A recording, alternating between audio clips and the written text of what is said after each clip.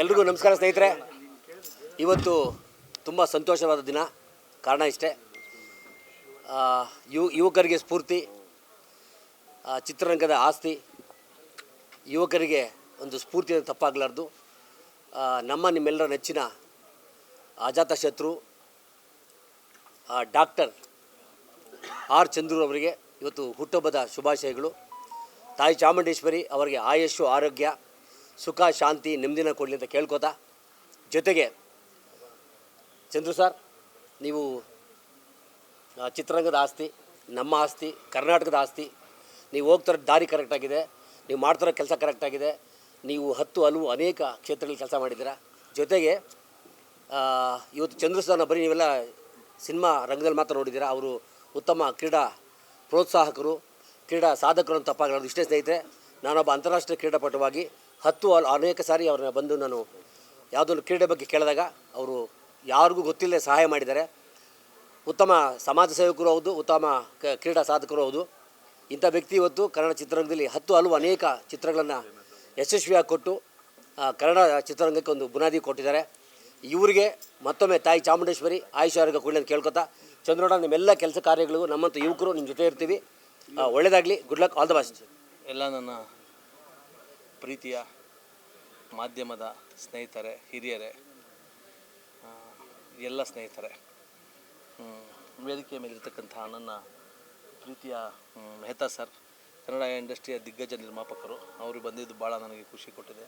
ಮತ್ತು ನಿರ್ಮಾಪಕರಾದಂಥ ನಮ್ಮ ರಾಜೇಶ್ ಸರ್, ನವರಸನ್ನವರು, ಮಾಧವ್ ಕಿರಣ್ ನನ್ನ ಸ್ನೇಹಿತರು, ಜಿಮ್ ರವಿಯವರು ಎಲ್ರಿಗೂ ಗೊತ್ತು, ಚಿರಂಜೀವಿಯವ್ರ ಫ್ಯಾಮಿಲಿಯಿಂದ ಹಿಡಿದು ಕರ್ನಾಟಕದ ಫ್ಯಾಮಿಲಿವರೆಗೂ ಅವರು ಎಲ್ರಿಗೂ ಬೇಕಾಗಿರೋರು. ವಿಶೇಷವಾಗಿ ನನ್ನ ಅಣ್ಣ KAS ಆಫೀಸರ್, ಅವ್ರಿಗೆ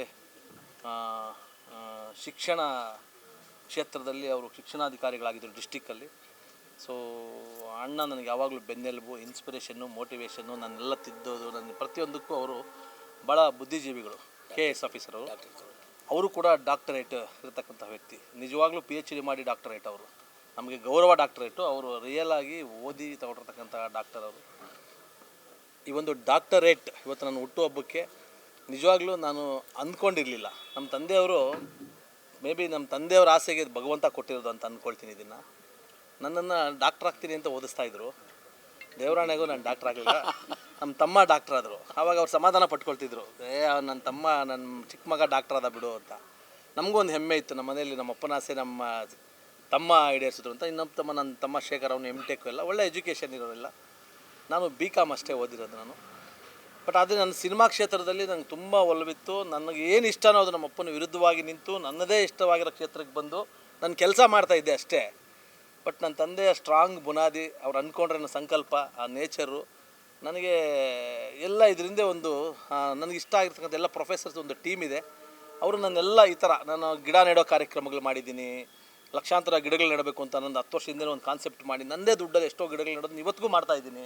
ನೀರಾವರಿ ಹೋರಾಟಕ್ಕೆ ಪ್ರೇಮ್ ಇರ್ಬೋದು, ಎಲ್ಲ 10 ವರ್ಷಗಳಿಂದಲೇ ತುಂಬ ದೊಡ್ಡ ದೊಡ್ಡ ಹೋರಾಟಗಳಿದ್ದೀನಿ. ಇವೆಲ್ಲವೂ ಎಷ್ಟೋ ಜನಕ್ಕೆ ಗೊತ್ತಿಲ್ಲದ ವಿಚಾರ, ನಾನು ಹೇಳ್ಕೊಂಡು ಇಲ್ಲ, ಇದು ಹೇಳ್ಕೊಳ್ಳೋ ಅವಶ್ಯಕತೆ ಇಲ್ಲ. ನನ್ನೂರಿಗೆ ನಾನು ಮಾಡಿರೋ ಕೆಲಸಗಳಿವೆಲ್ಲ. ಸೊ ಎಲ್ಲವನ್ನು ಕ್ರೋಢೀಕರಿಸಿ ಒಂದು ಪ್ರೊಫೆಸರ್ಸ್ ಟೀಮು ಎಲ್ಲ ಬಂದು ನನ್ನ ಹತ್ರ ಮಾತಾಡಿದಾಗ, ಸಾರ್ ಸುಮ್ಮನೆ ರೀ ಸರ್ ಅಂತ ನಾನು ನಿಜವಾಗ್ಲೂ ಒಪ್ಪಲಿಲ್ಲ. ಇಲ್ಲ, ಈ ಬರ್ಡೇಗೆ ನಿಮಗೆ ಕೊಡಬೇಕು ನಾವು, ಇಲ್ಲ ಅದಕ್ಕೆ ನೀವು ಅರ್ಹರಿದ್ದೀರಿ. ತಾಜ್ ಮಹಲಿಂದ ಕಬ್ಜಾವರೆಗೂ ಸೋಲೋ ಆಗಿ ನಿಂತು ಒಂದು 4,000 ಸ್ಕ್ರೀನಲ್ಲಿ ಒಂದು 30-45 ದೇಶಗಳಲ್ಲಿ ನೀವು ಒಂದು ಕಬ್ಜಾನ ಬಿಡುಗಡೆ ಮಾಡಿದ್ದು, ಇದೆಲ್ಲ ನಾಟ್ ಈಸಿ. ಸಿನಿಮಾ ಕ್ಷೇತ್ರ ಅಲ್ಲದೆ ನೀವು ಚಿಕ್ಕಬಳ್ಳಾಪುರದಲ್ಲಿ, ಶಿಡ್ಲಘಟ್ಟದಲ್ಲಿ ನಿಮ್ಮ ಕೊಡುಗೆ ತುಂಬ ಇದೆ. ನಿಮ್ಮ ಊರಿಗಿರ್ಬೋದು, ಇವೆಲ್ಲವೂ ಸಮಾಜಪರ ಕಾಳಜಿ ಕೆಲಸಗಳು ಕೂಡ ನನಗೇ ಗೊತ್ತಿಲ್ಲ ಸರ್. 10 ವರ್ಷದಲ್ಲ ಒಂದು ಲಿಸ್ಟ್ ಮಾಡ್ಕೊಂಬಂದು ಹೇಳಿದಾಗ ಇಲ್ಲ ಒಂದು ಕಡೆ ಹೌದಾ ಇದು ನನಗೆ ಮೋಟಿವೇಶನ್ ಅಂತ ಅನ್ನಿಸ್ತು. ಎಲ್ಲದಕ್ಕಿಂತ ಹೆಚ್ಚಿಗೆ ನಮ್ಮ ತಂದೆಗೆ ಹೇಳಿದೆ, ಅಪ್ಪ ನಾನು ಡಾಕ್ಟ್ರ್ ಓದಿಲ್ಲ ಅಂದರೆ ಈಗ ಡಾಕ್ಟ್ರೇಟ್ ಬರ್ತಾಯಿದೆ, ತಗೊಳ್ಳೇನಪ್ಪ ಅಂತ ನಮ್ಮ ತಂದೆಗೆ ಫೋನ್ ಮಾಡಿದೆ. ಅವರು ನಗ್ತಿದ್ರು, ಖುಷಿಪಟ್ಟರು. ಸೊ ಈ ಒಂದು ಡಾಕ್ಟ್ರೇಟ್ ಅಂತ ಏನೋ ಬಂದಿದ್ರೆ ಇದು ನನ್ನ ತಂದೆದು, ನಂದಲ್ಲ. ಅವ್ರು ಆಸೆ ಪಟ್ಟಿದ್ದು ಮತ್ತು ನೀವುಗಳು ಕೊಟ್ಟಿದ್ದು. ಸೊ ನನಗೆಲ್ಲೋ ಒಂದು ಕಡೆ ಈಗ ಜಸ್ಟು ಪ್ರೆಸ್ ಮೀಟಲ್ಲಿ ಇರಬೇಕಾದ್ರೆ ನನಗೆ ನನ್ನ ತುಂಬ ಇಷ್ಟ ಆಗಿರೋರು ನಮ್ಮ ಹ್ಯಾಟ್ರಿಕ್ ಹೀರೋ ಶಿವಣ್ಣ ಅವರು. ಶಿವಣ್ಣ ಫೋನ್ ಮಾಡಿದ್ರು, ಡಾಕ್ಟರ್ ಚಂದ್ರು ಹುಟ್ಟುಹಬ್ಬದ ಶುಭಾಶಯಗಳು ಅಂದರು. ಅಣ್ಣ ನಾನು ನಿನ್ನ ತಮ್ಮ ಚಂದ್ರು ಅಣ್ಣ ಅಂದೆ. ಅಕ್ಕ ನನಗೆ ತುಂಬ ಇಷ್ಟ ಶಿವಣ್ಣ, ಗೀತಕ್ಕ ಅವರು ಯಾವಾಗಲೂ ಒಂದು ಅಡುಗೆ ಮಾಡಿದ್ರು ಕೂಡ ಇಲ್ಲಿಂದ ನಮ್ಮ ಮನೆಗೆ ಹತ್ರ, ಚಂದ್ರು ಎಲ್ಲಿದೆಯಾ ಮನೆ ಹತ್ರ ಬಾ ಅಂತ ಕರಿ ಅಂತ ನನಗೆ ತುಂಬ ಇಷ್ಟಪಡ್ತಕ್ಕಂಥ, ನಾನು ತುಂಬ ಇಷ್ಟಪಡ್ತಕ್ಕಂಥ ಶಿವಣ್ಣ, ಗೀತಕ್ಕ ಫೋನ್ ಮಾಡಿದ್ರು, ಡಾಕ್ಟರ್ ಚಂದ್ರವರೇ ಹುಟ್ಟುಹಬ್ಬದ ಶುಭಾಶಯಗಳನ್ನು ನಂಗೆ ಅಕ್ಕ, ನನ್ನ ನಿಮ್ಮ ತಮ್ಮ ಅಷ್ಟೇ ಅಕ್ಕ ಅಂತಂದೆ. ಸೊ ಅದು ನನಗೆ ದೊಡ್ಡ ಗಿಫ್ಟು. ನನ್ನ ತಂದೆ, ಶಿವಣ್ಣ, ಗೀತಕ್ಕ, ನನ್ನ ಹೆಂಡತಿ, ಮೇಯ್ನು ನನ್ನ ಹೆಂಡತಿ, ನನ್ನ ತಮ್ಮಂದಿರು, ನನ್ನ ಕುಟುಂಬ, ನನ್ನ ಮಕ್ಕಳು ಮತ್ತು ನನ್ನ ಸ್ನೇಹಿತರುಗಳು, ನೋಡಿ ನಮ್ಮ ಮೂರ್ತಿಯವರು ಇರ್ಬೋದು, ನನಗೆಲ್ಲ ಈ ಥರ ರವಿ ಅವರು ಇರ್ಬೋದು, ನನ್ನ ಫ್ರೆಂಡು ನವರಸನವರು, ಎಲ್ಲದಕ್ಕಿಂತ ಹೆಚ್ಚಿಗೆ ವೆಂಕಿ ಸರ್ಗೆ ಇವತ್ತು ಹೇಳಿದೆ ನಾನು, ಸರ್ ನೀವು ಫೋನ್ ಮಾಡಿದ್ರೆ ನನಗೆ ತಿರುಪತಿಗೆ ಹೋಗಿ ಬಂದೆ ಹೋದ ವಾರದಲ್ಲಿ. ಸರ್ ಗೊತ್ತಿಲ್ಲ ಸರ್, ತಿರುಪತಿ ವೆಂಕಟರಮಣ ಸ್ವಾಮಿಯಿಂದ ನಮ್ಗೆ ವೆಂಕಿ ಸರ್ ನೆನಪಾಗ್ತಾರೆ. ಏನಕ್ಕೆ ಅಂತಂದ್ರೆ, ಇಲ್ಲ ಸತ್ಯ ವೆಂಕಿ ಸರ್, ಅಂದರೆ ನಾವು ಅವ್ರನ್ನ ಪ್ರೀತಿಸೋ ರೀತಿ, ಅವ್ರ ಮಾತು ಒಂದು ಯಾವತ್ತೂ ನೆಗೆಟಿವ್ ಮಾತು ಮಾತಾಡಲ್ಲ. ಚಂದ್ರವರೇ ನಿಮ್ಗೆ ಒಳ್ಳೇದಾಗಬೇಕು ಅಂತ, ಚಂದ್ರವರೇ ನಿಮ್ಗೆ ಒಳ್ಳೇದಾಗಬೇಕು ಅಂತಾರೆ. ಅಯ್ಯೋ ಯಾರು ಹೇಳ್ತಾರೆ ಸರ್, ಇವತ್ತೆಲ್ಲ ಜೊತೆಯಲ್ಲಿರೋರೇ ಊಟ ಇಟ್ಬಿಟ್ಟು ಹಿಂದ್ಗಡೆ ಸ್ಕೆಚ್ ಹಾಕೋಂಥ ದಿನಗಳಿವೆ, ಭಯ ಆಗುತ್ತೆ. ಅಂಥದ್ರಲ್ಲಿ ನಿರ್ಲಿಪ್ತವಾಗಿ ನಿಮ್ಗೆ ಒಳ್ಳೇದಾಗಬೇಕು ಅಂತಾರೆ. ಮತ್ತು ನನಗೆ ಯಾವಾಗಲೂ ನಮ್ಮ ಉದಯ್ ಮೆಹ್ತಾ ಸರ್ ನನ್ಗೆ ಭಾಳ ಮೋಟಿವೇಶನ್ ಸರ್. ಅವ್ರದ್ದು ಮಾರ್ಟಿನ್ ಅಂತ 100 ಕೋಟಿ ಹಾಕಿ ಸಿನಿಮಾ ಮಾಡ್ತಾರೆ. ನಾನು ಅವ್ರ ಹಿಂದೆ ಕೋಟ್ಯಾಂತರ ರೂಪಾಯಿ ಸಿನಿಮಾ ಮಾಡಿದಾಗ ಇಬ್ಬರು ಜೊತೆಯಲ್ಲಿ ಮುಂಬೈ, ಚೆನ್ನೈ ಅಂತ ಟ್ರಾವೆಲ್ ಮಾಡ್ತಾಯಿದ್ವಿ.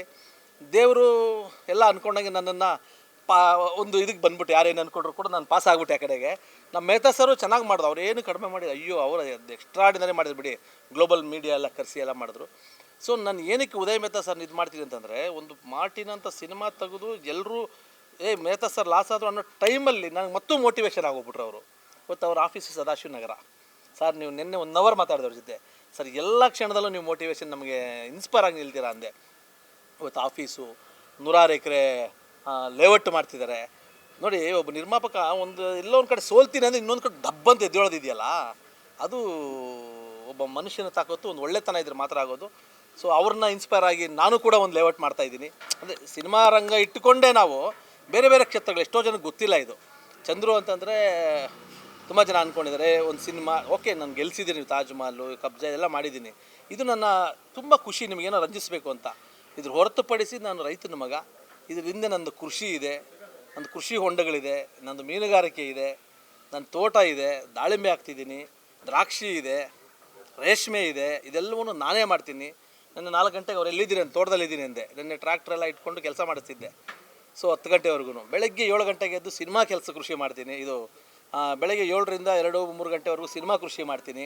3 ನಂತರ ರಾತ್ರಿ 9 ಆಗಲಿ ತೋಟಕ್ಕೆ ಹೋಗಿ ನನ್ನ ತಂದೆ ಬಳುವಳಿ ಕೊಟ್ಟಿರ್ತಕ್ಕಂಥ ಆ ಕೃಷಿನೂ ಮಾಡ್ತೀನಿ. ಇದರ ಮಧ್ಯದಲ್ಲಿ ಈ ಥರ ನಮ್ಮ ಹಿರಿಯರುಗಳು ಇನ್ಸ್ಪೈರ್ ಮಾಡ್ತಾರೆ. ಆ ಥರ ಬೇರೆ ಬೇರೆ ಏನೇನಾಗುತ್ತೆ, ಈಗ ನಮ್ಮ ಮಂಜಣ್ಣ ಸರ್ ಇದ್ದಾರೆ, ಇದೊಂದೇ ಮಾಡಬೇಡ, ಅದು ಮಾಡು, ಇದು ಮಾಡು ಅಂತಾರೆ. ಎಲ್ಲ ಕೆಲಸಗಳಲ್ಲಿ ತೊಡಸ್ಕೊಂಡು ಎಲ್ಲ ಕೆಲಸಗಳು ಮಾಡೋದಕ್ಕೆ ಇನ್ಸ್ಪೈರ್ ನೀವು. ನಾನು ಏನೇ ಮಾಡಿದ್ರು ಕೂಡ ಇವತ್ತು ಚಂದ್ರು ಚಂದ್ರು ಅನ್ನೋ ಬ್ರ್ಯಾಂಡ್ ಮಾಡಿದವರು ನಾನು ಯಾವಾಗಲೂ ನೆನೆಸ್ಕೋತೀನಿ. ಯಾರು ಏನಂದ್ರೆ ನನಗೇನಿದಿಲ್ಲ, ಆಮೇಲೆ ಯಾರೂ ನನಗೇನು ಊಟ ಹಾಕಲ್ಲ, ನನಗೆ ನಾನೇ ದುಡಿಬೇಕು, ನಾನೇ ಬೆಳಿಬೇಕು. ಚಂದ್ರು ಅಂತ ಬ್ರ್ಯಾಂಡ್ ಮಾಡಿದವರು ತಾಜ್ ಮಹಲಿಂದ ಕಬ್ಜಾವರೆಗೂ ನೀವುಗಳು ಸರ್. ನಿಮ್ಮ ಸಪೋರ್ಟಿಂದನೇ ಚಂದ್ರು ಆಗಿದ್ದು. ಇವತ್ತು ಚಂದ್ರುನ ಒಂದಷ್ಟು ನನ್ನ ಸಮಾಜ ಪರ ಕೆಲಸಗಳು ಸೇರಿಕೊಂಡು ಡಾಕ್ಟರ್ ಚಂದ್ರು ಮಾಡಿರ್ಬೋದು. ಅದು ನಾನು ಚಂದ್ರು ಆಗೇ ಇರ್ತೀನಿ. ಡಾಕ್ಟರ್ ನಾನು ಮುಂದೆ ಹಾಕ್ಕೊಂಡು ಅದನ್ನು ಬೀಗ ಹಾಕೆಲ್ಲ ನಾನು ಹೋಗಲ್ಲ.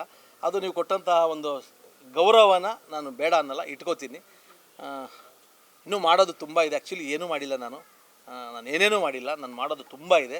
ಈಗ 45 ವರ್ಷ ನನಗೆ. ಇಲ್ಲಿಂದ ಶುರು ಮಾಡ್ತೀನಿ. ನಿಜವಾದ ಸಿನಿಮಾ, ನಿಜವಾದ ಬಿಸ್ನೆಸ್ಸು ಅಥವಾ ರೈತರ ಕ್ಷೇತ್ರದಲ್ಲಿ ಈಗ ದಾಳಿಂಬೆ ಮಾಡ್ತಿದ್ದೀನಿ, ದ್ರಾಕ್ಷಿ ಮಾಡ್ತಿದ್ದೀನಿ. ಅಲ್ಲಿ ಅಷ್ಟೇ ಎರಡೂ ಕ್ಷೇತ್ರದಲ್ಲೂ ಕೂಡ ಈಗ ಮಾಡೋಕ್ಕೆ ಶುರು ಮಾಡಿದ್ದೀನಿ. ಈಗ ನನಗೆ ಮೆಚ್ಯೂರಿಟಿ ಬಂದಿದೆ, ಬುದ್ಧಿ ಬಂದಿದೆ, ಜ್ಞಾನ ಬಂದಿದೆ. ಈಗ ಒಳಗಡೆ ಎಲ್ಲ ಹುಟ್ಟಿದೆ. ಇದನ್ನು ಆಚೆ ಈಗ ಕೊಡಬೇಕು. ಈಗ ಇಷ್ಟು ದಿನ ಹೊರಗಡೆ ಬಂದಿದ್ದು ತಗೊಳ್ತಿದ್ದೆ. ಜ್ಞಾನ ಅನ್ನೋದನ್ನು ಹೊರಗಡೆ ಜ್ಞಾನ ತುಂಬಿಸ್ಕೊತಿದ್ದೆ. ಅಂದರೆ ಈ ಕೆಟ್ಟದ್ದು ಒಳ್ಳೆಯದು ಸೇರ್ಕೊಳ್ತಿತ್ತು. ಈಗ ಆ್ಯಕ್ಚುಲಿ ನನಗೆ ಜ್ಞಾನೋದಯ ಆಗಿದೆ. ಈಗ ನನ್ನ ಆತ್ಮದಿಂದ, ನನ್ನ ಒಂದೇನಂತಾರೆ ನಾಭಿಯಿಂದ ಈಗ ನನಗೆ ಜ್ಞಾನ ಬಂದಿರೋದನ್ನು ಆಚೆ ತೆಗಿಬೇಕು. ಅಂದರೆ ಸಿನಿಮಾಗಳು ಮಾಡಬೇಕು. ಭಾಳ ಟಫ್ ಇದೆ ಇವತ್ತಿನ ಏನು ಕಾಲಘಟ್ಟ. ಸಿನಿಮಾ ರಂಗದಲ್ಲಿ ಟಫ್ ಅಂತಂದರೆ ನೆಗೆಟಿವ್ ಆಗಿ ಏನು ಭಾವಿಸಂಗಿಲ್ಲ ಸರ್. ಹುಟ್ಟಿಸಿದ ದೇವರು ಇದ್ದಾರಲ್ಲ, ನಾನೊಂದು ಮಾತು ಹೇಳೋಕ್ಕೆ ಇಷ್ಟಪಡ್ತೀನಿ. ಇತ್ತೀಚೆಗೆ ಒಂದಷ್ಟು ವಿದ್ಯಮಾನದಲ್ಲಿ ನಾನು ನೋಡ್ತಾ ಇದ್ದೀನಿ. ಯೂಟ್ಯೂಬಲ್ಲಿ ಎಲ್ಲ ನೋಡಿದಾಗ ಎಲ್ಲ ಭಯ ಪಡ್ತಾ ಇದ್ದಾರೇನೋ ಅಂತ ಅಂದ್ಕೊಳ್ತೀನಿ. ಭಯ ಪಡೋಂಗೇನಿಲ್ಲ ಸರ್.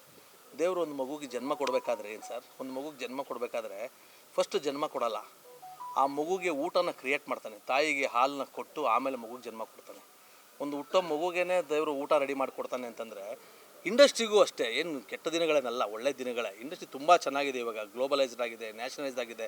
ಒಂದು ಒಳ್ಳೊಳ್ಳೆ ಕಂಟೆಂಟ್ ಸಿನಿಮಾ ಮಾಡಬೇಕು, ಇಲ್ಲ ದೊಡ್ಡ ಸಿನಿಮಾ ಮಾಡಬೇಕು. ಸೊ ಇತ್ತೀಚೆಗೆ ಏನಂತಂದರೆ ನಾವು ಡಿಜಿಟಲಲ್ಲಿ, ಸ್ಯಾಟಲೈಟು, ಡಿಜಿಟಲ್ಗೆ ಎಲ್ಲೋ ಒಂದು ಕಡೆ ಅಪ್ಪನ ಹಾಕಿದ ಮರದ ಥರ ನಾವು ತಪ್ಕೊಂಬಿಟ್ವಿ. ಅದ್ರ ಮೇಲೆ ಡಿಪೆಂಡ್ ಆಗಿಬಿಟ್ವಿ ನಾವು. ಅದು ಇಲ್ಲದೇ ಇದ್ದರೆ ಸಿನಿಮಾ ಮಾಡೋಕ್ಕಾಗಲ್ವೇನೋ ಅಂತ ನಾವೆಲ್ಲ.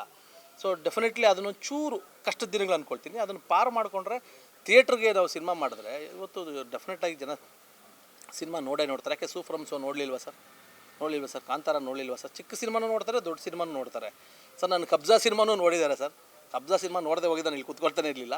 ಎನಿವೆ ಅದು ಒಂದು ಬೇರೆ ಥರದ ಸ್ಟ್ರಾಟಜಿಗಳು ಮಾಡಬೇಕು, ಸಿನಿಮಾ ಮಾಡಬೇಕು, ಪ್ರೀತಿಯಿಂದ ಸಿನಿಮಾ ಮಾಡಬೇಕು ಫಸ್ಟು. ಇವತ್ತು ಏನಂತಂದರೆ, ಇವತ್ತು ಟೆಕ್ನಾಲಜಿ ಮುಂದುವರೆದಿರೋದು ಕೂಡ ಎಲ್ಲೋ ಒಂದು ಕಡೆ ಡಿಸ್ಅಡ್ವಾಂಟೇಜು. ಯಾಕೆ ಅಂತಂದರೆ ಎಲ್ಲೋ ಒಂದು ಕಡೆ ಅದು ತಪ್ಪು ಅಂತ ಹೇಳಲ್ಲ. ಇವತ್ತು ಸಿನಿಮಾಗಳನ್ನ ಇವತ್ತು ನಾವು ಮೊಬೈಲಲ್ಲೇ ಸಿನಿಮಾ ಮಾಡಿಬಿಡ್ತೀವಿ. ಸೊ ಕ್ವಾಲಿಟಿ ಸಿನಿಮಾ ಕೇಳ್ತಾರೆ. ಅದು ನಮ್ಮ ಕರ್ನಾಟಕದವ್ರಿಗೆ ತುಂಬ ಚಾಲೆಂಜಿಂಗ್ ಇದೆ. ಏನಕ್ಕೆ ಅಂತಂದರೆ, ಇದೆಲ್ಲ ಸಿನಿಮಾ ನೋಡ್ತೀವಿ ನಾವು. ಮಲಯಾಳಂ ಸಿನಿಮಾ ನೋಡ್ತೀವಿ, ತೆಲುಗು ಸಿನಿಮಾ ನೋಡ್ತೀವಿ, ಹಿಂದಿ ಸಿನಿಮಾ ನೋಡ್ತೀವಿ. ಏನು ಗೊತ್ತಾ ಸರ್, ಎಲ್ಲ ಸಿನಿಮಾನೂ ನೋಡಿ ಬಿರಿಯಾನಿ ತಿಂತೀವಿ, ಕಬಾಬ್ ತಿಂತೀವಿ, ಎಲ್ಲ ತಿಂದು ನಮ್ಮ ಮನೆಯಿಂದ ಏನೋ ಒಂದು ಅನ್ನ, ರಸ, ಚಿತ್ರಾನ್ನ ಏನೋ ಒಂದು ರೆಡಿ ಆಗುತ್ತೆ ಅಂತ ಅಂದ್ಕೊಳ್ಳಿ. ನಮ್ಗೇನು ಅನ್ಸುತ್ತೆ, ಇದು ನಮ್ಮ ಮನೆದು ಬಿಡು ಅನ್ನೋ ಥರ ಅನಿಸ್ಬಿಡುತ್ತೆ. ಅದೆಲ್ಲ ಕಾಮನ್. ಅದು ಹಿತ್ತಲ ಗಿಡ ಮದ್ದಲ್ಲ ಅಂತ. ಫಸ್ಟು ನಮ್ಮ ಪ್ರೇಕ್ಷಕರು ನಮ್ಮ ಮನೆ ಊಟನ ಫಸ್ಟ್ ಇಷ್ಟಪಡಬೇಕು. ನಮ್ಮ ಮನೆ ಡೈರೆಕ್ಟರ್ಗಳಿಗೆ, ನಮ್ಮ ಮನೆ ಪ್ರೊಡ್ಯೂಸರ್ಗಳಿಗೆ ಒಂದು ಕಡೆ ಇದನ್ನು ಪ್ರೀತಿಯಿಂದ ಕೇಳ್ಕೊಳ್ತೀನಿ ನಾನು. ಇದನ್ನು ತುಂಡಾಗಿ ಕಟ್ ಮಾಡಿ ಇದನ್ನು ಅಪಪ್ರಚಾರ ಆಗೋದು ಬೇಡ. ನೀಟಾಗಿ ಫಸ್ಟ್ ನಮ್ಮ ಡೈರೆಕ್ಟರ್ಗಳನ್ನು, ನಮ್ಮ ಪ್ರೊಡ್ಯೂಸರ್ನ, ನಮ್ಮ ಮನೇನ ಫಸ್ಟ್ ಇಷ್ಟಪಡೋಕ್ಕೆ ಸ್ಟಾರ್ಟ್ ಆಗೋಗ್ಬಿಟ್ರೆ ನಿಮ್ಮಿಂದ ಶುರುವಾಗುತ್ತೆ.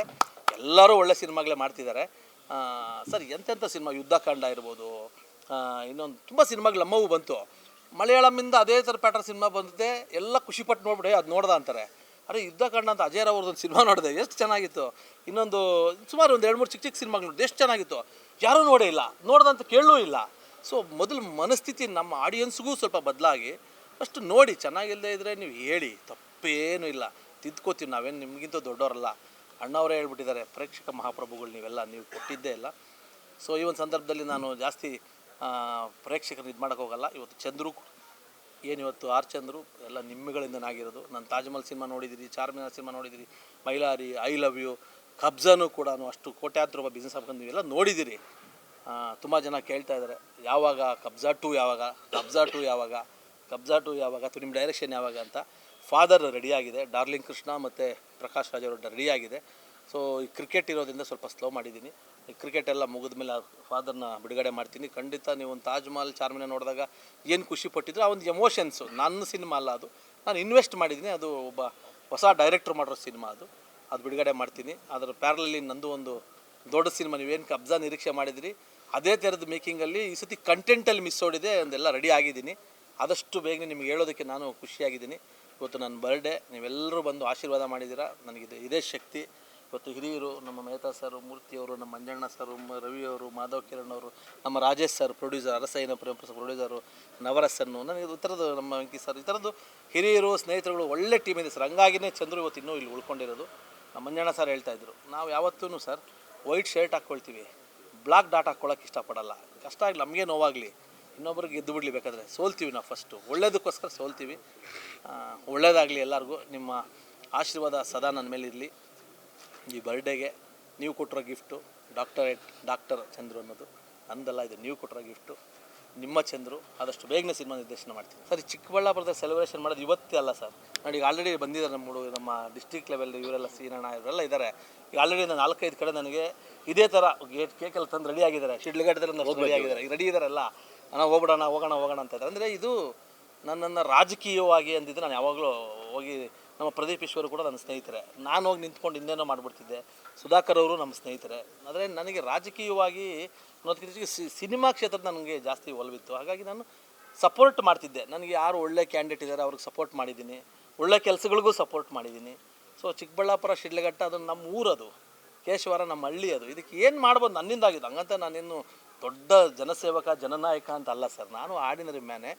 ನಮ್ಮ ತಂದೆ ಗ್ರಾಮ ಪಂಚಾಯತಿ ಮೆಂಬರ್ ಹತ್ರ ಹೇಳಿ ಒಂದೇನೋ ಕೆಲಸ ಮಾಡ್ಬೇಕು, ಚೇರ್ಮನ್ ಹತ್ರ ಹೋಗ್ಬೇಕು ಅಂತಂದರೆ ಆಗೋ ದಿನಗಳು ಕಷ್ಟ ಇತ್ತು. ಇವತ್ತು ಗೊತ್ತಿಲ್ಲ. ಈಗ ಬೆಳಗ್ಗೆ ಪ್ರದೀಪ್ ಅವ್ರು ಮಾಡಿದರು.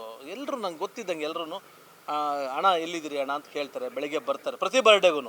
ಇದು ನಂದಲ್ಲ, ಇದು ಇಲ್ಲ ಯಾವುದೋ ಜನ್ಮದ ಪುಣ್ಯ ಇರ್ಬೋದು. ಚಂದ್ರು ಅಷ್ಟು ದೊಡ್ಡ ಬುದ್ಧಿವಂತ ಅಲ್ಲ. ಚಂದ್ರು ನಿಜವಾಗ್ಲೂ ದಡ್ಡ. ಇದು ಹೆಂಗೆ ಸಿಗುತ್ತೋ ಗೊತ್ತಿಲ್ಲ. ಇಲ್ಲ ನಮ್ಮ ತಂದೆ ತಾಯಿ ಮಾಡಿದ ಪುಣ್ಯ ಇರ್ಬೋದು.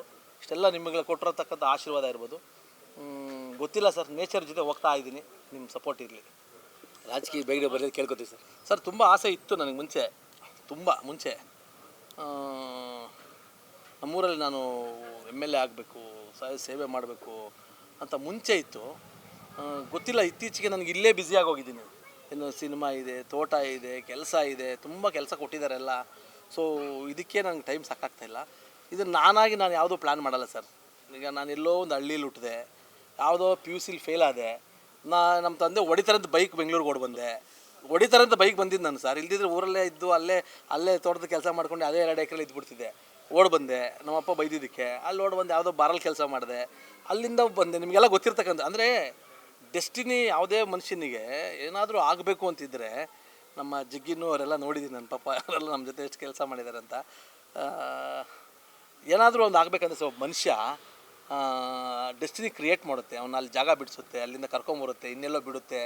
ಈಗ ಮೊನ್ನೆ ದುಬೈಗೆ ಹೋದ್ವಿ ಸರ್, ಏನೋ ಒಂದು ಬಿಸ್ನೆಸ್ ಪ್ರಪೋಸಲ್ ಮೇಲೆ ನಾನು ಅವರೆಲ್ಲ ಹೋದ್ವಿ ಸರ್. ದುಬೈಯಲ್ಲಿ ಕುತ್ಕೊಂಡು ನೋಡ್ತಾ ಇದ್ದರೆ ನಮ್ಗೆ ಇಲ್ಲೇನೂ ಅನ್ನಿಸ್ತಾ ಇಲ್ಲ. ಈಗ ನಮ್ಮೂರಿಂದ ನೋಡಿ ಬೆಂಗಳೂರಿಗೆ ಬಂದಾಗೆ ಪಾಪ ಊರಲ್ಲಿ ಏನಿಲ್ವಾ ಅನಿಸುತ್ತೆ.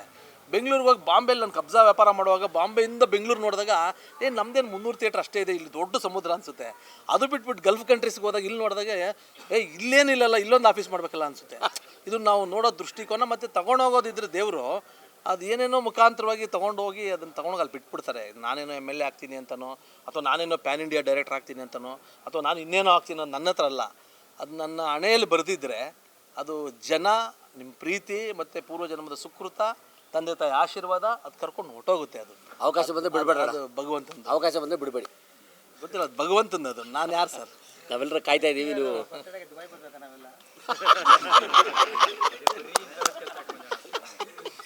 ಭಗವಂತ ಶಕ್ತಿ ಕೊಡಲಿ ಬಿಡೋಣ. ಮೊನ್ನೆ ತಿರುಪತಿಗೆ ಹೋಗಿ ಬಂದರು ಮಂಜು. 2 ದಿನ ಕ್ಯೂವಲ್ಲಿ ನಿಂತು ದರ್ಶನ ಮಾಡಿ ಬಂದರು. ಅದು ಹೋದ್ರು ಒಂದಿನ ಮಂಜು ಅಲ್ಲ, ಅವರೇ ಬುಕ್ ಮಾಡ್ಕೊಂಡು ಹೋಗಿದ್ದು. 2 ದಿನ ನಿಂತಿದ್ರು. ಸೊ ಕೆಲವು ದೇವರುಗಳನ್ನ ನಾವು ದರ್ಶನ ಮಾಡ್ಬೇಕಂದ್ರೆ ಭಗವಂತ ಹೇಳ್ತಾನೆ, 2 ದಿನದಲ್ಲಿ ದರ್ಶನ ಮಾಡ್ಬೇಕಾ, 1 ದಿನದಲ್ಲಿ ದರ್ಶನ ಮಾಡ್ಬೇಕಾ, 1 ಅವರಲ್ಲೇ ದರ್ಶನ ಮಾಡ್ಬೇಕಾ, ಅವೆಲ್ಲ ನಮ್ಮ ಪುಣ್ಯಗಳ ಮೇಲೆ ನಿಂತ್ಕೊಳ್ಳುತ್ತೆ ಇನ್ನು ಮಂಜು. ಸೊ ಹಂಗೆ ಗೊತ್ತಿಲ್ಲ, ದುಬೈಗೂ ಬರ್ಬೋದು ನೀವು ನಮ್ಮ ಜೊತೆ. ಗೊತ್ತಿಲ್ಲ, ನನಗಂತ ಆಸೆ ಇದೆ. ನಾನು ತುಂಬ ಖುಷಿ ಪಡ್ತೀನಿ, ನನಗಿಂತ ನನ್ನ ಜೊತೆ ಎಲ್ಲಾನು ಕರ್ಕೊಂಡು ಹೋಗ್ಬೇಕು ಅಂತ. ಅದು ಆಗ್ಬೋದು ಮಂಜು, ಹೇಳಿದ್ಯಾ? ಹೌದು, ಅಲ್ಲ ಇದು ಮಂಜು ಇದು ಆಗಬಹುದು, ಇದೇನು ದೊಡ್ಡದೇನಲ್ಲ.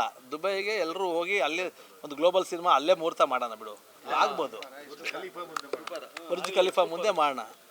ಏನು ಯಾವುದು ಆಗಲ್ಲ ಸರ್, ಎಲ್ಲವೂ ಆಗುತ್ತೆ. ಡಾಕ್ಟರ್ ಆರ್ ಚಂದ್ರು ಅವರ 45ನೇ ವರ್ಷದ ಹುಟ್ಟುಹಬ್ಬಕ್ಕೆ ಅವ್ರಿಗೆ ದೇವರು ಆರೋಗ್ಯೇಶ್ವರ ಕೀರ್ತಿ ಅಭಿವೃದ್ಧಿ ಸದಾ ಇದೇ ಥರ ಹಸನ್ಮುಖಿಯಾಗಿ ಸಿನಿಮಾಗಳ ಕ್ಷೇತ್ರದಲ್ಲಿ ಫಸ್ಟು. ಯಾಕಂದರೆ ಮೊದಲನೇ ಸಿನಿಮಾ ತಾಜ್ ಮಹಲ್ ಪ್ರಿವ್ಯೂ ನೋಡಿದ್ದು ನಾನೇ ಫಸ್ಟು, ಚಂದ್ರು ಅವ್ರದ್ದು. ನಾವು ಅವಾಗ ಡಿಸ್ಟ್ರಿಬ್ಯೂಷನ್ಗೆ ಕೇಳಿದ್ವಿ ಆ ಫಿಲ್ಮ್ನ. ಸೊ ಮೊದಲು 2008ನಲ್ಲಿ ಚಂದ್ರು ಅವ್ರ ಭೇಟಿ ನನಗೆ. ಅವಾಗಿಂದನೂ ಚಂದ್ರು ಅವ್ರ ಜರ್ನಿ ನೋಡ್ಕೊಂಬಂದಿದ್ದೀನಿ. ಮೈಲಾರಿ ಅನ್ನೋ ಸಿನಿಮಾ ಕತೆ ಕೂಡ ನಾನೇ ಫಸ್ಟ್ ಕೇಳಿದ್ದೆ, ಆ ಕತೆ ನಾನು ನಮ್ಮ ಸ್ನೇಹಿತರಿಬ್ಬರು. ಸೊ ಅವಾಗಿಂದನೂ ಚಂದ್ರು ಅವ್ರ ಜೊತೆ ನನ್ನ ಒಡನಾಟ ಇದೆ. ಆಮೇಲೆ ಯಾಕೆ ಅವ್ರು ನನಗೆ ಮೋಟಿವೇಶನ್ ಇನ್ಸ್ಪೈರ್ ಅಂತ ಅಂದಾಗ, ನಾವು ಒಬ್ಬ ಡೈರೆಕ್ಟರು ಪ್ರೊಡ್ಯೂಸರ್ ಆಗಿ ಅವ್ರ ಗ್ರೋತ್ನ ನಾವು ಹೇಳಬೇಕು ಅಂತಂದರೆ ಇಟ್ ಈಸ್ ನಾಟ್ ಈಸಿ. ಒಂದು ಪ್ಯಾನ್ ಇಂಡಿಯಾ ಸಿನಿಮಾ ಮಾಡಿ ಅಷ್ಟು ದೊಡ್ಡ ಮಟ್ಟಕ್ಕೆ ರಿಲೀಸ್ ಮಾಡೋದು ಅದು ತಮಾಷೆ ಕೆಲಸ ಅಲ್ಲ. ಅವರು ಇನ್ಸ್ಪೈರ್ ತಗೊಂಡು ಇನ್ನೊಬ್ಬರಿಂದ ಅವ್ರು ಮಾಡಿದರು. ನಾನು ಇವ್ರ ಜರ್ನಿನ ತುಂಬ ಹತ್ರದಲ್ಲಿ ನೋಡಿದೆ. ಇವರು ಏನು ಸಾಧನೆ ಮಾಡಿದ್ದಾರೆ ಅದು ಸಾಮಾನ್ಯ ಸಾಧನೆ ಅಲ್ವೇ ಅಲ್ಲ. ಸೊ ಇದೇ ಥರ ಮುಂದುವರ್ಸ್ಕೊಂಡು ಇದೇ ಥರ ನೀವು ದೊಡ್ಡ ದೊಡ್ಡ ಸಿನಿಮಾ ನಿಮ್ಮ ಬ್ಯಾನರಿಂದ ನಿಮ್ಮ ನಿರ್ದೇಶನದಲ್ಲಿ ಬರಲಿ ಅಂತ ಈ ಸಂದರ್ಭದಲ್ಲಿ ನಾನು ಹಾರೈಸ್ತೀನಿ. ಚಂದ್ರು ಅವರ ಸ್ನೇಹ ಬಳಗಕ್ಕೆ, ಅಭಿಮಾನಿ ಬಳಗಕ್ಕೆ ತುಂಬ ಹೃದಯದ ಧನ್ಯವಾದಗಳನ್ನು ಹೇಳ್ತಾ, ಮಿತ್ರರೇ, ತಮಗೆ ಚಂದ್ರು ಬಗ್ಗೆ ಗೊತ್ತಿಲ್ಲದೆ ಇರತಕ್ಕಂಥದ್ದು ಬಹುಶಃ ಏನೂ ಇಲ್ಲ. ಸುಮಾರು ಚಿಕ್ಕಬಳ್ಳಾಪುರ ಜಿಲ್ಲೆಯ ಕೇಶವಾರದಿಂದ 20 ವರ್ಷಗಳ ಹಿಂದೆ ಒಂದು 100 ರೂಪಾಯಿನ ಜೋಬಲ್ಲಿ ಇಟ್ಕೊಂಡು ಬೆಂಗಳೂರಿಗೆ ಬಂದಂಥ ಅಪ್ಪಟ ರೈತ ಮಗ ಇವತ್ತು ಈ ಮಟ್ಟಕ್ಕೆ ಕರ್ನಾಟಕದಲ್ಲಿ, ಕರ್ನಾಟಕದ ಸಾಹಿತ್ಯ, ಸಂಸ್ಕೃತಿ, ಕಲೆಯ ಮಧ್ಯದಲ್ಲಿ ರಾಷ್ಟ್ರ ಮತ್ತು ಅಂತಾರಾಷ್ಟ್ರಗಳನ್ನು ತಲುಪುವ ಮಟ್ಟಕ್ಕೆ ಬೆಳೆದು ತನ್ನದೇ ಆದಂಥ ಒಂದು ಅಸ್ಮಿತೆಯನ್ನು ಕರ್ನಾಟಕದ ಸಾಹಿತ್ಯ ಲೋಕದಲ್ಲಿ, ಸಾಂಸ್ಕೃತಿಕ ಲೋಕದಲ್ಲಿ ಮತ್ತು ವಿಶೇಷವಾಗಿ ಸಿನಿಮಾ ರಂಗದಲ್ಲಿ ಮೂಡಿಸ್ಕೊಂಡಿರ್ತಕ್ಕಂಥ ವಿಭಿನ್ನ ವ್ಯಕ್ತಿತ್ವದ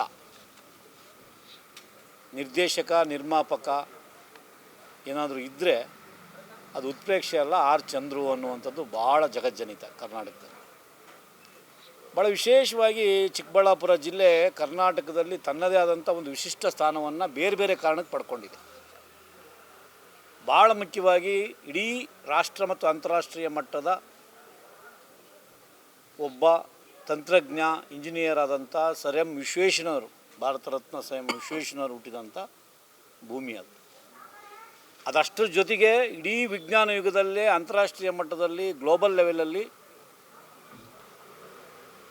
ಹೆಸರು ಮಾಡಿ ಇಡೀ ಜಗತ್ತಿಗೆ ವೈಜ್ಞಾನಿಕವಾದಂಥ ಸೇವೆಯನ್ನು ಕಾಂಟ್ರಿಬ್ಯೂಷನ್ ಕೊಟ್ಟಂಥ CNR ರಾವ್ ಹುಟ್ಟಿದಂಥ ಜಿಲ್ಲೆ ನೋಡಿ. ಒಂದು ತಾಂತ್ರಿಕ ವಿಭಾಗ, ಇನ್ನೊಂದು ವಿಜ್ಞಾನ ವಿಭಾಗ, ಅದರಷ್ಟೇ ಭಾಳ ಮುಖ್ಯವಾಗಿ ಸಮಾಜ ಮತ್ತು ಸಾಹಿತ್ಯ ಲೋಕದಲ್ಲಿ ಹುಟ್ಕೊಂಡಂಥವ್ರು H ನರಸಿಂಹಯ್ಯನವರು.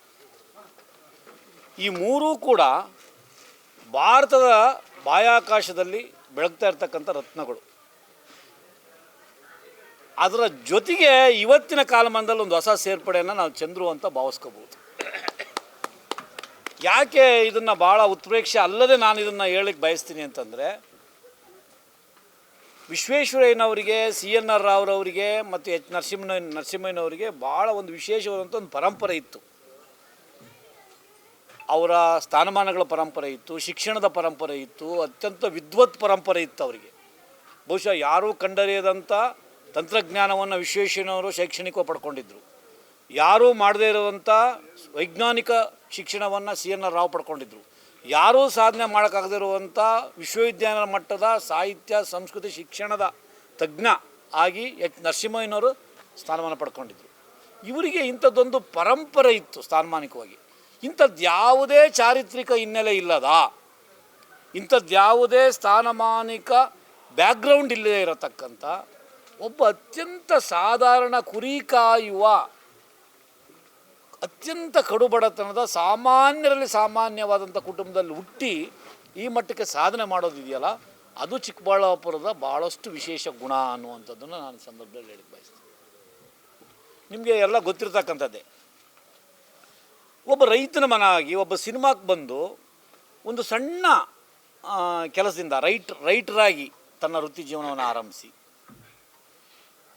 ಅನೇಕ ಸ್ಟ್ರಗಲ್ಗಳನ್ನು ನಾವು ಸುಮಾರು ಸರಿ ಅವ್ರ ಜೊತೆಗೆ ಹಂಚ್ಕೋಬೇಕಾರೆ ಒಂದು BMTC ಬಸ್ ಚಾರ್ಜ್ ಕೊಡೋಕ್ಕಾಗದೇ ಇರೋಂಥ ಸಂದರ್ಭದಲ್ಲಿ 7-8 ಕಿಲೋಮೀಟ್ರನ್ನ ಮನೆಯಿಂದ ಕೆಲಸ ಮಾಡುವ ಜಾಗಕ್ಕೆ ಪ್ರತಿನಿತ್ಯ ಹೋಗಿ ಬರುವಂಥ ಒಂದು ವ್ಯವಸ್ಥೆ ಇದೆಯಲ್ಲ, ಅದು ಕಲ್ಪಿಸ್ಕೊಳ್ಳೋಕ್ಕೂ ಸಾಧ್ಯ ಇರ್ತಕ್ಕಂಥ ಈ ಕಾಲಘಟ್ಟದಲ್ಲಿ ಅಂಥ ಸ್ಟ್ರಗಲನ್ನು ಇಟ್ಕೊಂಡು ಒಂದು ಶೆಡ್ಡಿನಂಥ ಮನೆಯಲ್ಲಿ ತನ್ನ ಬಂಧು ಬಳಗವನ್ನು ಕೂಡಿಸ್ಕೊಂಡು ಅಲ್ಲಿ ತನ್ನ ವೃತ್ತಿ ಜೀವನವನ್ನು ಆರಂಭಿಸಿ ಅಂತಾರಾಷ್ಟ್ರೀಯ ಮಟ್ಟದ ಆಚೆ ಒಂದು ಸ್ಥಾನವನ್ನು ಪಡ್ಕೊಳ್ಳೋದಿದೆಯಲ್ಲ, ಅದು ಭಾಳ ವಿಶೇಷ. ಅದು ಚಿಕ್ಕಬಳ್ಳಾಪುರದಂಥ ಒಂದು ನೆಲದೊಳಗೆ ಹುಟ್ಟಿ ಬರೀ ಇದು ಸಿನಿಮಾ ಕ್ಷೇತ್ರಕ್ಕೆ ಸೀಮಿತ ಆಗಿದ್ದರೆ ಚಂದ್ರದ್ದು ಒಂದು ಭಾಗ ಆಗ್ತಿತ್ತೇನೋ ಅಂತ ಅನಿಸ್ತದೆ.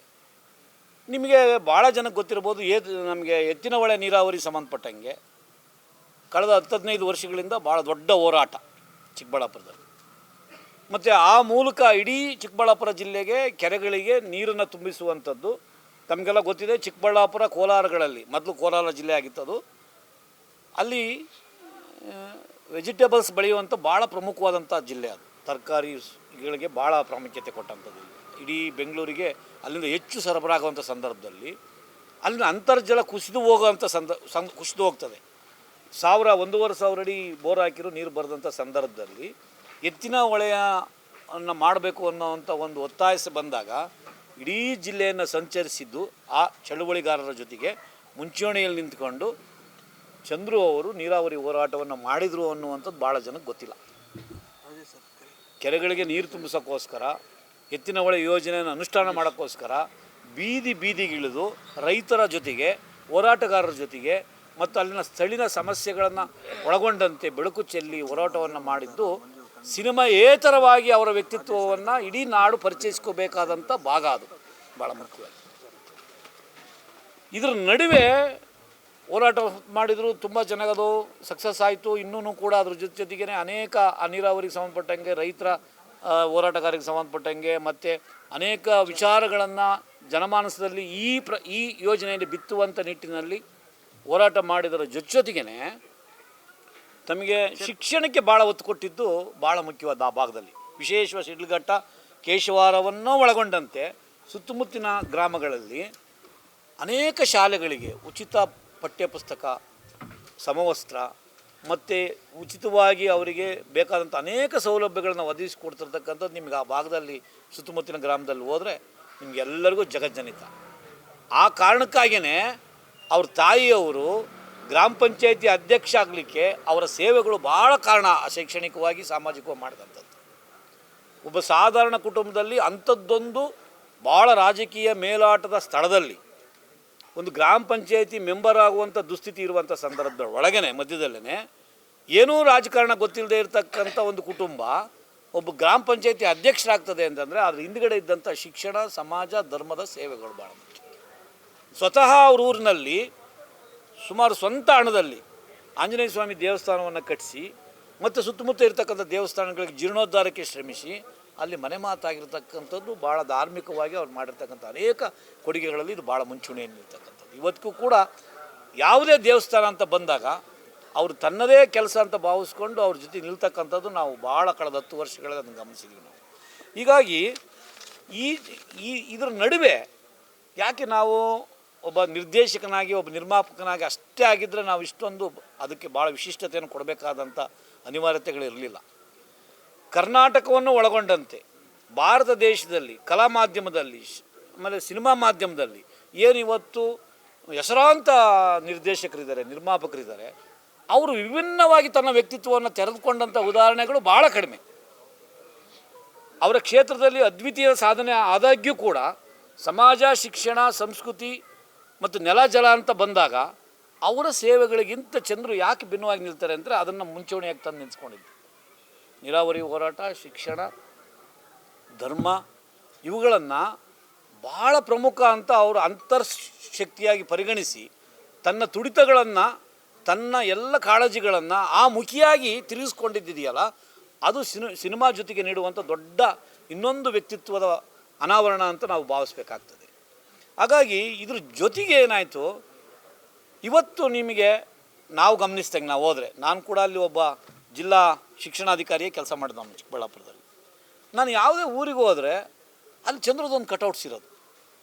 ಯಾವುದೇ ಹಳ್ಳಿಗೆ ಹೋಗ್ರಿ ನೀವು ರಿಮೋಟ್, ಆತ ರಾಜಕಾರಣಿ ಅಲ್ಲ, ಮತ್ತು ವಿಶ್ವೇಶ್ವರಯ್ಯ ಥರ ದೊಡ್ಡ ಇಂಜಿನಿಯರ್ ಆಗಿಲ್ಲ, CNR ರಾವ್ ಥರ ದೊಡ್ಡ ವಿಜ್ಞಾನಿ ಆಗಿಲ್ಲ, H ನರಸಿಂಹಯ್ಯ ಥರ ಒಂದು ಯೂನಿವರ್ಸಿಟಿ ಕುಲಪತಿ ಆಗಿಲ್ಲ, ಸಾಹಿತಿ ಅಲ್ಲ ನೋಡಿಕೊಂಡ್ರೆ. ಆದರೆ ಸಿನಿಮಾಕ್ಕೆ ಅಷ್ಟೇ ಆಗಿ ಆ ಕಟೌಟ್ಸ್ ಕಾಣ್ತಿರಲಿಲ್ಲ ನಮಗೆ. ಆ ಊರಿಗೆ ಸಂದ ಸಾಮಾಜಿಕ ಸೇವೆಯ ಪ್ರತೀಕವಾಗಿ ಆ ಕಟೌಟ್ಸ್ಗಳಲ್ಲಿ ಕಾಣ್ತಾಯಿದ್ವು ನಮಗೆ. ಅಂದರೆ ಅದೊಂದು ತುಳಿತಾ ಇರ್ತಿತ್ತು ಆ ಊರುಗಳಲ್ಲಿ.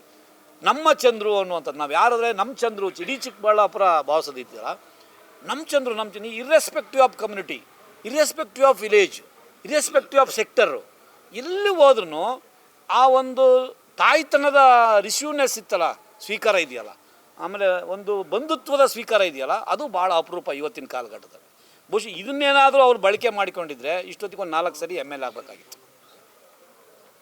ಯಾಕೆಂದರೆ ಪ್ರದೀಪ್ ಈಶ್ವರ್ ಕೂಡ ಬೇರೆ ಬೇರೆ ಶಿಕ್ಷಣದಲ್ಲಿ ಕೆಲಸ ಮಾಡಿದಾಗ್ಯೂ ಕೂಡ ಚಿಕ್ಕಬಳ್ಳಾಪುರಕ್ಕೆ ಚಂದ್ರನಷ್ಟು ತಳಸ್ಪರ್ಶಿಯಾದಂಥ ಪರಿಚಯ ಇಲ್ಲದೆ ಹೋದ್ರೂ ಸ್ವೀಕಾರ ಮಾಡಿದರು ಜನ.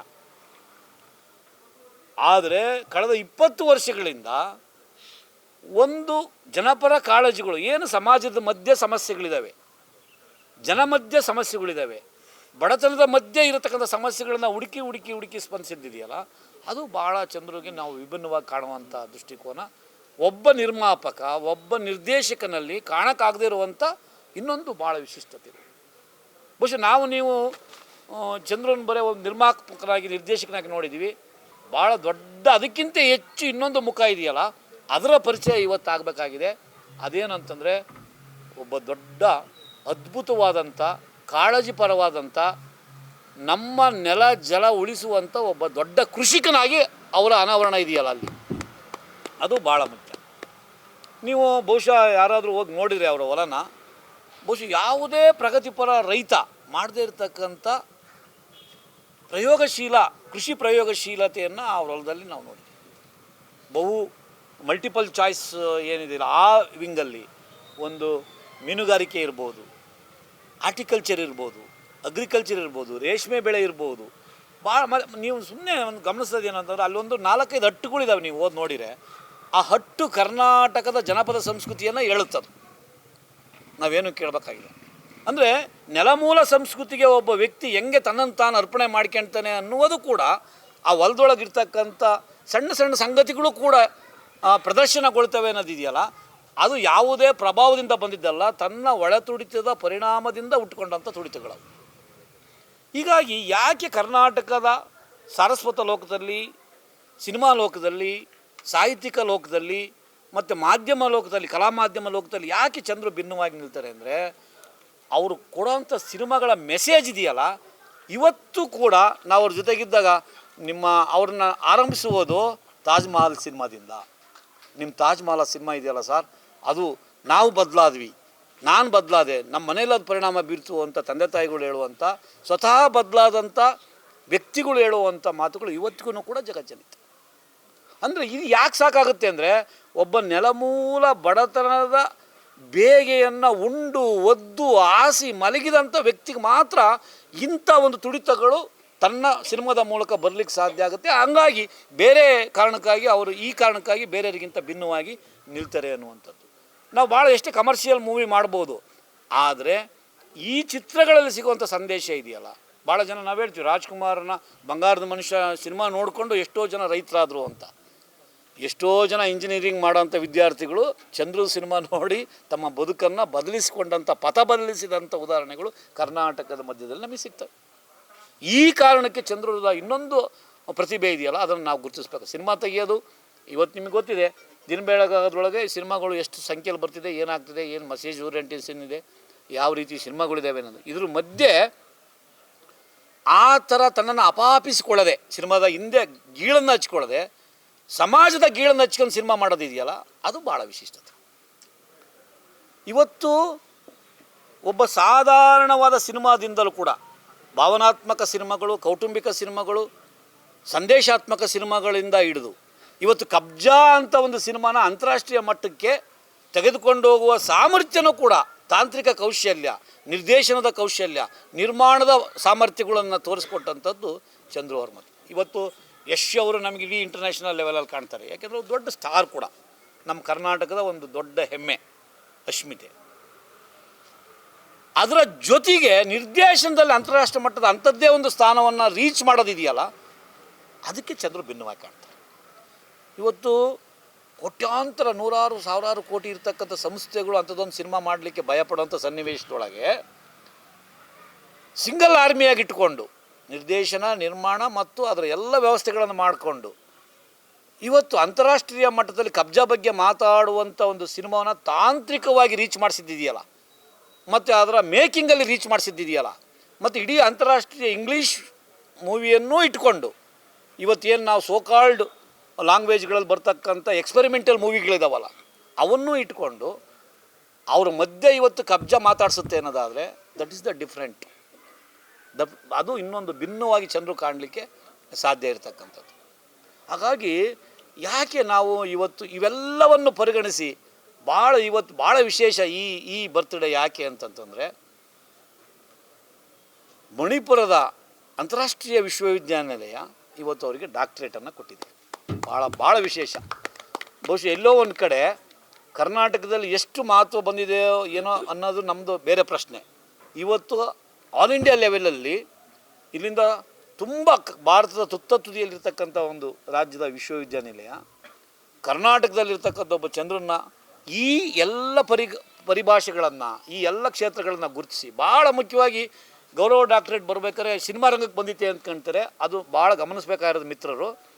ಬರೇ ಸಿನಿಮಾಕ್ಕೆ ಅಷ್ಟೇ ಕೊಟ್ಟಿಲ್ಲ, ಅವರು ಶಿಕ್ಷಣ, ಸಾಹಿತ್ಯ ಭಾಳ ವಿಶೇಷವಾಗಿ ಗುರುತಿಸಿರೋದು. ಅದರಲ್ಲಿ ಸಮಾಜ ಸೇವೆ ಏನು ಗೊತ್ತಿಲ್ವಲ್ಲ ಅಂದರೆ, ಏನು ಗೊತ್ತಿಲ್ಲ ಅಂದರೆ ಯಾರೂ ಪರಿಚಯನೂ ಮಾಡ್ಕೊಳಕ್ಕೆ ಹೋಗಿಲ್ಲ. ಸ್ವತಃ ಆ ವ್ಯಕ್ತಿ ಹೆಂಗೆ ಅಂತಂದರೆ, ಗೊತ್ತಿದೆ ನಿಮಗೆ, ನಾನು ಅವರ ಹ್ಯೂಮನ್ ಬೀಯಿಂಗ್, ಮಾನವ ವ್ಯಕ್ತಿತ್ವ, ಮಾನವತಾವಾದತ್ವ ಇದೆಯಲ್ಲ, ಅದ್ರ ಬಗ್ಗೆ ಮಾತಾಡ್ತಾ ಹೋದರೆ ಅದು ಇಡೀ ದಿನವೆಲ್ಲ ಸಾಲಲ್ಲ.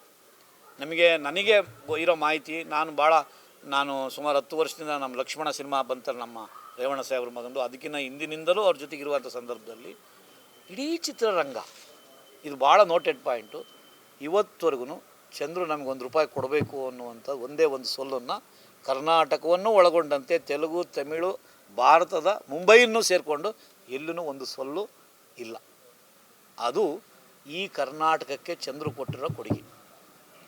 ಈ ಕರ್ನಾಟಕಕ್ಕೆ ಚಂದ್ರು ಒಬ್ಬ ಎಂಥ ಎಕನಾಮಿಸ್ಟ್, ಎಂಥ ಉದಾರತ್ವವನ್ನು ಇದ್ದಾರೆ ಅನ್ನುವಂಥದ್ದು. ಬಹುಶಃ ಹಂಗಂತ ಅವ್ರು ಭಾಳ ಶ್ರೀಮಂತಿಕೆಯಿಂದ ಇದ್ದಾರೆ ಅಂತಲ್ಲ ಅದರ ಅರ್ಥ. ಆದರೆ ತನ್ನ ಎಷ್ಟೇ ನೋವುಗಳ ಮಧ್ಯನೂ ಕೂಡ ತನ್ನ ಬಳಗವನ್ನು, ತನ್ನ ಸಿನಿಮಾ ಬಳಗವನ್ನು, ತನ್ನ ಸಿನಿಮಾ ವೃತ್ತಿಯ ಬಾಂಧವರನ್ನು ಎಲ್ಲೂ ಕೂಡ ನೋಯಿಸದೆ, ಎಲ್ಲೂ ಕೂಡ ಕಾಯಿಸದೆ, ಎಲ್ಲೂ ಕೂಡ ಬಿಟ್ಕೊಡದೆ ಕಾಪಾಡಿಕೊಂಡು ಗುಣ ಇದೆಯಲ್ಲ, ನನಗೆ ಕರ್ನಾಟಕದಲ್ಲಿ ಭಾಳ ವಿಶಿಷ್ಟ. ಇದು ಅಪರೂಪ ಕೂಡ, ಮತ್ತೆ ಭಾಳ ಅಪರೂಪ. ಹಾಗಾಗಿ ಇಂಥದ್ದು ಏನಿದೆಯಲ್ಲ ಇದು ಚಂದ್ರನ ಕರ್ನಾಟಕ ಗುರುತಿಸಬೇಕಾದಂಥದ್ದು. ಅನೇಕ ಕಾರಣಗಳಿಗೆ ಅವರು ಬಗ್ಗೆ ಏನೆಲ್ಲ ಮಾತುಗಳು ಬರ್ತವೆ. ಅದು ಪಬ್ಲಿಕ್ ಫೀಲ್ಡಲ್ಲಿದ್ದಾಗ, ಸಾರ್ವಜನಿಕ ವಲಯದಲ್ಲಿದ್ದಾಗ ಮಾತು ಬರದೇ ಹೋದರೆ ಅವ್ನು ಸಕ್ಸಸ್ ಆಗಿಲ್ಲ ಅಂತ. ನಿಂದನೆ ಬಂದಿಲ್ಲ ಅಂದರೆ ಅದು ಅಂದರೆ ಅದು ಕ್ರಿಟಿಸಿಸಮ್ ಬಂದಿಲ್ಲ ಅಂದರೆ ಅವ್ರು ಇನ್ನೂ ಬೆಳಿಬೇಕು ಅಥವಾ ಸಕ್ಸಸ್ ಆಗಿಲ್ಲ ಅಂತ. ಸಕ್ಸಸ್ ಆದರೆ ಮಾತ್ರ ಕ್ರಿಟಿಸಿಸಮ್ ಬರ್ತವೆ. ಸೊ ಅನೇಕ ಕ್ರಿಟಿಸಿಸಮ್ಗಳು ಕೂಡ ಉತ್ತಮ ಚಿತ್ರಗಳನ್ನು ತೆಗೆದಿರೋದ್ರ ಬಗ್ಗೆ ಬಂದಿದೆ, ಅವರ ಮೇಕಿಂಗ್ ಬಗ್ಗೆ ಬಂದಿದೆ. ಆಮೇಲೆ ಕರ್ನಾಟಕ ಸರ್ಕಾರದಿಂದ ಅನೇಕ ಪ್ರಶಸ್ತಿಗಳು ಬಂದಿದ್ದಾವೆ ಈ ವಯಸ್ಸಿಗೆ. ಮತ್ತು ಇಂಥದ್ದೊಂದು ರೂಪುರೇಷೆಯನ್ನು ಎಲ್ಲೂ ಕೂಡ ತನ್ನನ್ನು ತಾನು ವಿಮುಖಗೊಳಿಸ್ಕೊಳ್ಳೋದರೆ, ಸಮಾಜಮುಖಿಯಾಗಿ ವಿಮುಖ ಆಗದೇ ಸಮಾಜಮುಖಿಯಾಗಿ ನಿಂತ್ಕೊಂಡು ಸಮಾಜ ಪರ ಕಾಳಜಿಗಳನ್ನು ಇಟ್ಕೊಂಡು ತನ್ನನ್ನು ತಾನು ತೊಡಗಿಸ್ಕೊಳ್ಳೋದಿದೆಯಲ್ಲ, ಅದು ಬಹುಶಃ ನಿರ್ದೇಶನದಲ್ಲಿ ಕಾಪಾಡ್ಕೊಳ್ಳೋದು ಭಾಳ ಕಷ್ಟ.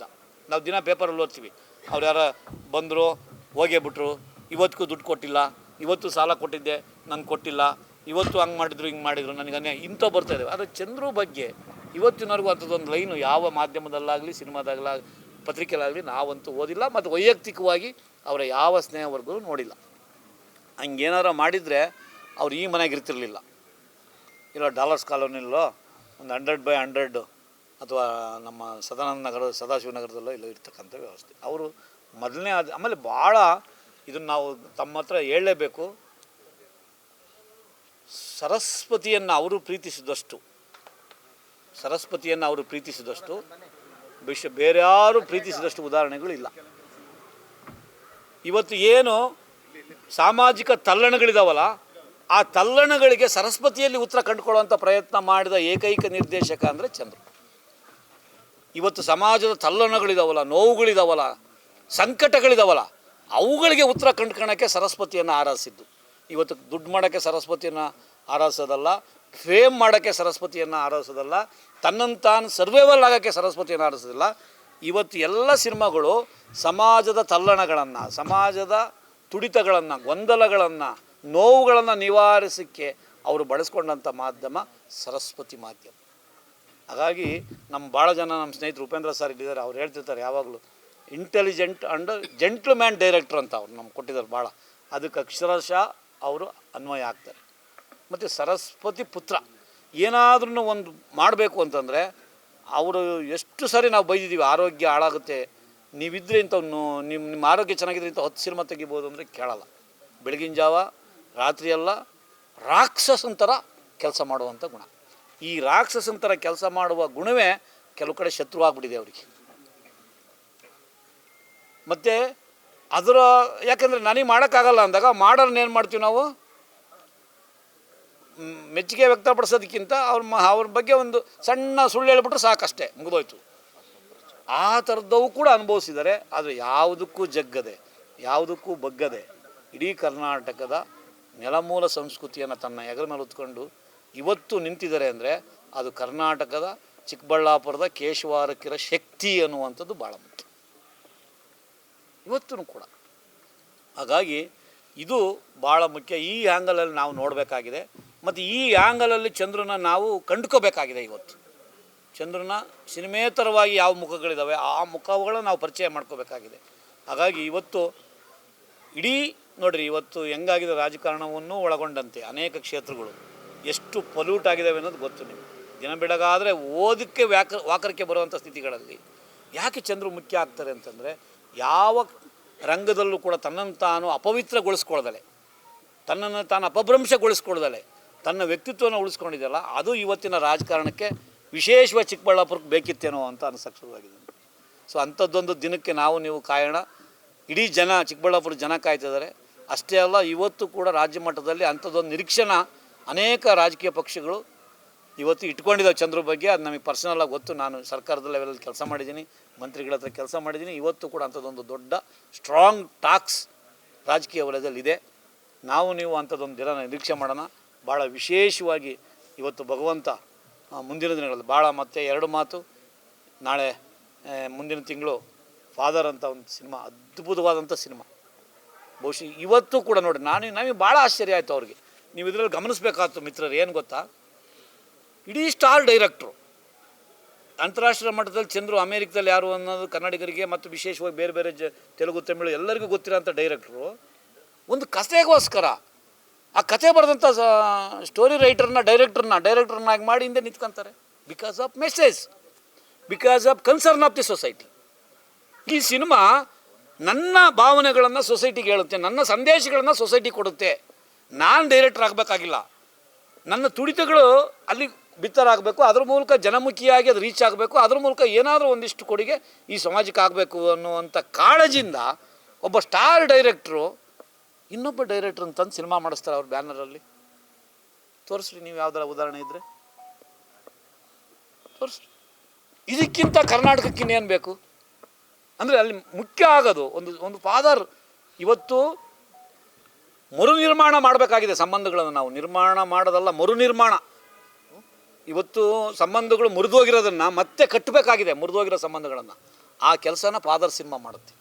ಅದೊಂದೇ ಕಾರಣಕ್ಕೆ ಆ ಸ್ಟೋರಿ ರೈಟರ್ನೇ ಡೈರೆಕ್ಟರ್ ವಿತ್ ಸ್ಟೋರಿ ರೈಟರ್ ನೀವೇ ಮಾಡಿ ಅಂತ ಹೇಳ್ಬಿಟ್ಟು ಇವರು ಬ್ಯಾನರಲ್ಲಿ ಸಿನಿಮಾ ಮಾಡಿ ತಮಿಳು ತಮಿಳುನಾಡಿನಿಂದ ಆದರೂ ಕೂಡ ಅವರಿಗೆ ಈ ಭಾಷಾತೀತವಾಗಿ ಪ್ರದೇಶಾತೀತವಾಗಿ ಇಂಪಾರ್ಟೆನ್ಸ್ ಕೊಟ್ಟು ಅವರನ್ನು ಕರ್ಕೊಂಬಂದು ಒಂದು ಸಿನಿಮಾ ಮಾಡಿಸಿ ಇಡೀ ಕರ್ನಾಟಕದ ಜನಮಾನಸದಲ್ಲಿ ಅಂಥದ್ದೊಂದು ಭಾವನಾತ್ಮಕ ಸಂಚಲನವನ್ನು, ಭಾವನಾತ್ಮಕ ಪರಿವರ್ತನೆಗಳನ್ನು ಉಂಟು ಮಾಡುವಂಥದ್ದಕ್ಕೆ ತಳಪಾಯ ಹಾಕೋದಿದೆಯಲ್ಲ, ಅದು ಕರ್ನಾಟಕದ ನೆಲದೊಳಗೆ ಒಬ್ಬ ನಿರ್ದೇಶಕ ಮತ್ತು ನಿರ್ದೇಶಕ ಯಾಕೆ ಭಿನ್ನವಾಗಿತ್ತು ಅಂದರೆ ಈ ಕಾರಣ. Right sir. ಹಾಗಾಗಿ ಅವರನ್ನು ಈ ಕಾರಣಕ್ಕೆ ನಾವು ಇದು ಮಾಡ್ತಿದ್ವಿ. ತುಂಬ ಹೃದಯದಿಂದ ಅವರಿಗೆ ಹಾರೈಸ್ತಾ ನಮ್ಮ ಎಲ್ಲ ಸ್ನೇಹಿತರ ಪರವಾಗಿ ತಮ್ಮ ಪರವಾಗಿ ಅವರಿಗೆ ಭಗವಂತ ಇನ್ನೂ 100 ದಿನ ಬದುಕುವಂಥದ್ದು ಕೊಡಲಿ ಅಂತೇಳಿ ಹಾರೈಸಿ ನಾನು ಮಾತು ಮುಗಿಸ್ತೇನೆ.